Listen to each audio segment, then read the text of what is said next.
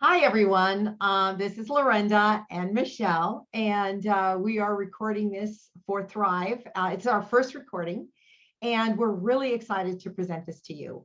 It's going to be a three-part series called Money Plus Money, and it's about two things: how to be successful in sales, and also how to have the right mindset to be successful in sales. And you can imagine who's going to take what, right? So I will be talking about the sales process, and Michelle's going to be talking about mindfulness. I think mindfulness and integrity. So she's going to be speaking first because I think it's so important to have that mindset before you even begin the process. So Michelle. Thanks, Lorinda. And welcome to our first, our part one video of our three-part series. And I'm going to start by just talking a bit about clearing your money clutter. And the idea here is to open the door to bringing in new money and more abundance into your life, because that door can oftentimes be shut. It can be shut through resistance or beliefs that, maybe you're not ready to bring in this new money, or you're not capable of bringing in this money, or you're not deserving of bringing in this money. So let's eliminate anything that is cluttering your mind and keeping you from going after this. And then Lorinda will be able to give you the sales strategies and the tips, and you'll be able to implement them without this resistance. So we're going to start by just talking a bit about, we all have money clutter. We all have it. It's things that feel unfinished, messy, complicated, things we're trying to avoid because of those reasons. So we want to take a look at that periodically. This is something you can do every month, every quarter, whatever you like. So we're going to do 6 steps to clearing money clutter. These are simple. You don't need a pen and paper. You can just jump right in. First one, clearing up who owes you money. So there easily could be people out there, companies, vendors who owe you credits. There's money out there that may be owed to you. People you've lent money to. I don't know who it is, but think about it. Spend a little time thinking who owes you money and where is it? Can you find out where that money is? Can you go after it? Can you clear some of that? That is creating a burden in your mind, something you have to think about, something that bothers you. It's not coming in. It creates, again, that feeling of, money's not coming to me. Money's owed to me and it's not coming in. That's not a good feeling. We want to create that flow. So that's a good one to start with. Second one, clearing up bills. Create your bill folder, know what bills are due, understand the amounts, take all the mystery out of that. Sometimes it just feels like, oh my gosh, I owe so much, but you don't really know. Sometimes it's a better story than you're telling yourself. And regardless, you need to get on that because that's creating clutter. So organize that and start paying the bills, or at least coming up with a strategy for paying the bills so that you can clear that out of your mind. These are burdens we carry around in our mind and they don't help us to move forward. Scheduling your payments. Once you figure out and organize those bills, like I said, if you can pay them, great. If you can't, come up with a plan, come up with a schedule for that and put it on your calendar and try to get yourself to stick to that. And also just accept that, yes, money goes out, money comes in, money goes out. It's a two-way street. We have to keep that flow going. And there's nothing wrong with paying bills. I do like to write thank you when I write a check. We don't write as many checks as we used to, but be grateful that you can pay those bills and get them moving through the system. This is kind of a fun one, gift cards. I've noticed that a lot of people get gift cards and they hoard them.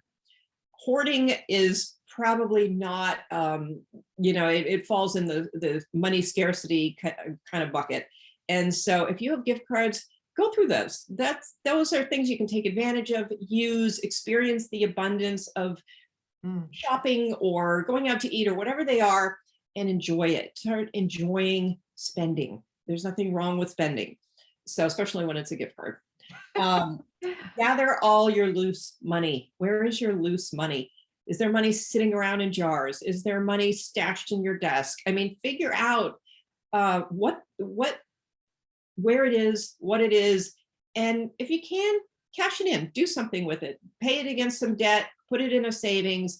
There's probably money around that you're not aware of. And if there is, again, you can, even though that doesn't feel like clutter, in a way it is, just again, knowing what's there and taking care of it. And lastly, look at your wallet. What's going on with your wallet? Is it old and tattered and you hate it and it's packed with all kinds of things? You don't even know what's in there.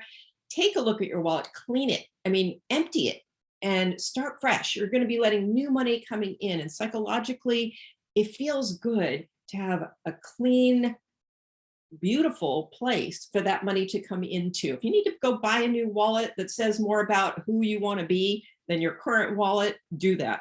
And get it ready to receive. And also clear out whatever clutter is in there. Do you have old receipts? Do you have just weird things in there that you no longer need? Clean that up. And when you pull that out to use it, it's going to feel good. It's going to feel like you're, having a fresh start here. So these are just a few very simple ideas for clearing your money clutter. I think it helps put your mindset in that space of receiving and being open to new money coming in.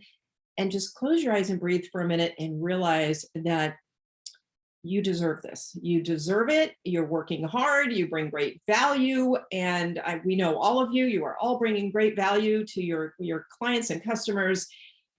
And so now is the time to bring that money in and to use some of these tips to help open the door. So now I'm going to turn it back over to Lorenda, who's going to give you some practical things that you can do to sell your services. Because of course, how do we bring money into our business? We can clear all the clutter we want, and we should, but unless we're selling, that's the lifeblood. That's where the money is coming from. So Lorenda is going to now help you with some very concrete sales actions that you can take.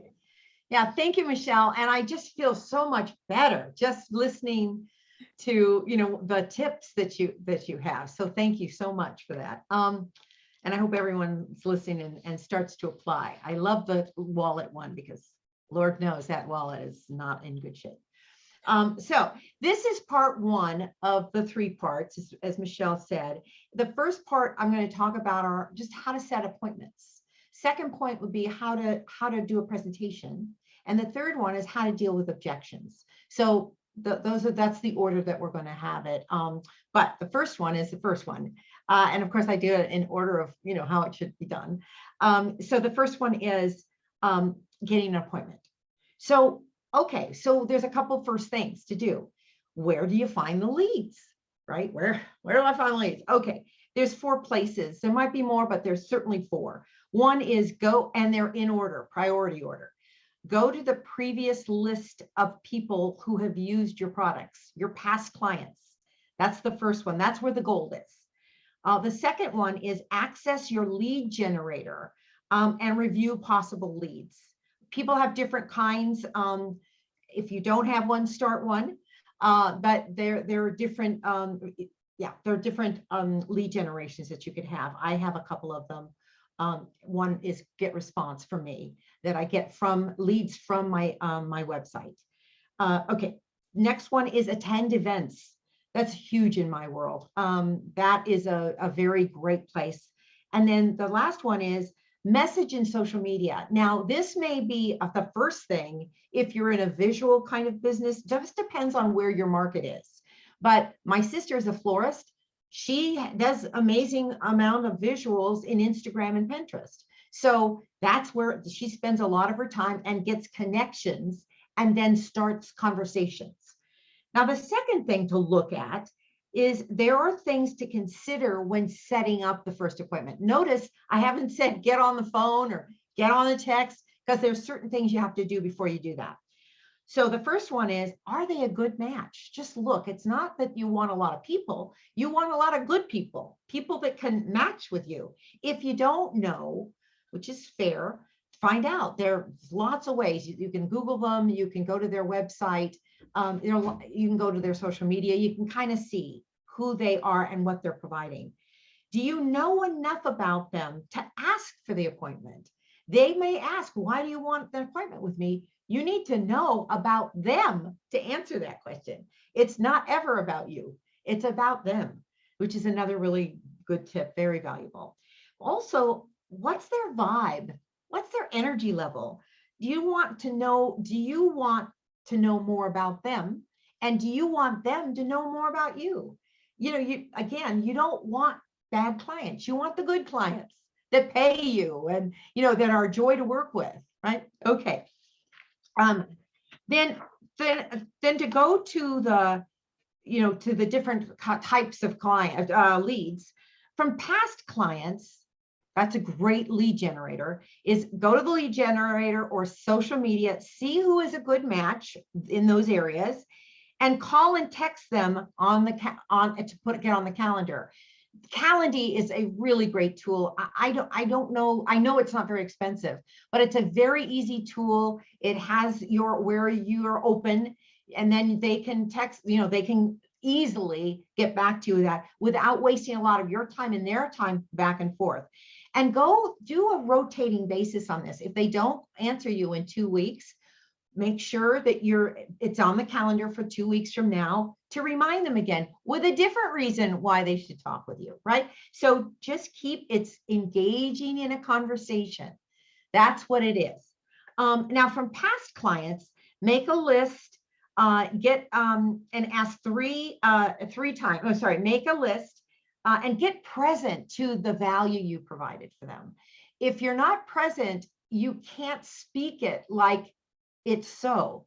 So there's people that I've helped increase their income by, 75% in a year.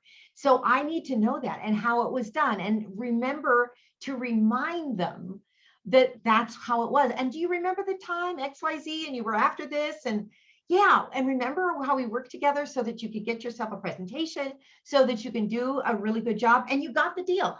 Whatever it is, remind them of the story that you provided for them. If you meet somebody at an event, okay, and we're going to go to events more often now. So if you meet somebody, and it could be a business event, it could be, your uncle's, your nephew's wedding, for heaven's sakes. So wherever it is, if you connect with somebody and they're engaged with you and you're engaged with them, you can really ask for the coffee there. I'd love to continue this conversation. Can we either meet on Zoom or a coffee and just kind of get to know each other a little bit better? Now, they may ask, or they may hesitate, or they may say yes. If they say yes, no, done. But if they hesitate or they ask, why should we meet? Be ready for the answer to that question. So, like, for instance, well, we're already correct. We are already connecting, right? And we've met here, and I'd just like to know you a little better. And you could get to know me better.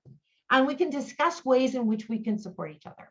It really is like that. It's not so I can sell you something. It really isn't. It will never work. And it's not even true. So this is, again, where the mindset comes in. It's really not true. It's really, you want to get to know the person better to see if there's a match, either for you or for them, or someone in your world that could use them, or someone they know in their world. That's what it is. That's all it is. All right. So there's that. And be willing to be vulnerable. So you have to ask them on the moment. And why? Because it is like 150,000% easier to follow up because you have an appointment. If you wait till the next day or 3 months from now, they will have forgotten, you will have forgotten, and chances are very high you won't do it. And that was a good little potential seed that never got to the next level. So I just ask you to have a little courage, like the Wizard of Oz and the lion, and just get a little more courage and ask, and be ready for the why. To be ready for, well, why would you want to do that, right? And they don't know, you have to generate that. So it's all great. That's what I can say about creating an appointment. And I would love to hear from you. So Michelle and I would love to hear from you. So we got a little, game we want you to play. And you'll be getting this about mid-June. And I'd love for you to, in the 2 weeks, so we're going to meet at the end of June. So for our mini retreat on the 30th, yes, on the 30th, I've got my calendar here.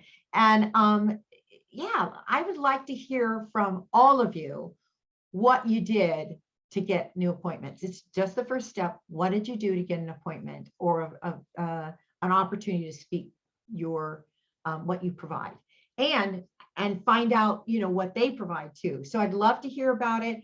And the game is 3. I'd like you to have at least 3 appointments that you got in 2 weeks. And, you know, that's something. I want to make sure that I'm available. If we'll have our office hours in June. So bring that. I will ask about that in the office hour. And, you know, let's see what, you know, is this mindset sales process, is it something viable for you?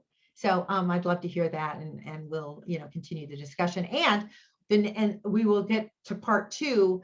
I'm not sure July, but we'll get to part 2 soon. So I think probably July, given you'll have had some appointments. So then what's the next step? So that's that. And I'm going to throw it back to Michelle. Michelle, is there any wrap up, or what would you like to say? Yeah, just let's do it, because the thing is with sales, it's easy to put it off. And so clear your money clutter, clear your mind, and have a new resolve to get out there and reach out to people and do the selling that you need, because that's where this growth is going to come from. Most of you here want to increase your revenue and want to reach some targets and some goals. So sales is how you're going to do it. And as much as we would love to maybe do other things, it's really important to get on it. And we're trying to give you a little bit of a simple roadmap to do it. So follow the steps. Don't feel you need to reinvent the wheel. Follow Lorenda's path that she's setting up for you. Try it. It won't be comfortable, or maybe it will. For some people, it will. So enjoy it. Try to go in again with the mindset of, I'm meeting people, I'm reaching out. That's what this is. This isn't sales, you know, because that's always makes people crazy. It makes people crazy. And you know, and it could be like, especially at the appointment stage, it's getting to know you better. Yeah. Now, what on earth is wrong with that, right? It's just getting to know you a little better. And again, for future. So I'd like you to say that, as opposed to, well, it's the first in the sales process, which I said. So, but I think in terms of mindset, it's true. It's not like you're faking something. No, you're getting to know somebody. So good. Yeah. I can't wait to hear the results. And, you know, thank you for listening to us. This is great. All right. Take care. See you soon. Bye-bye.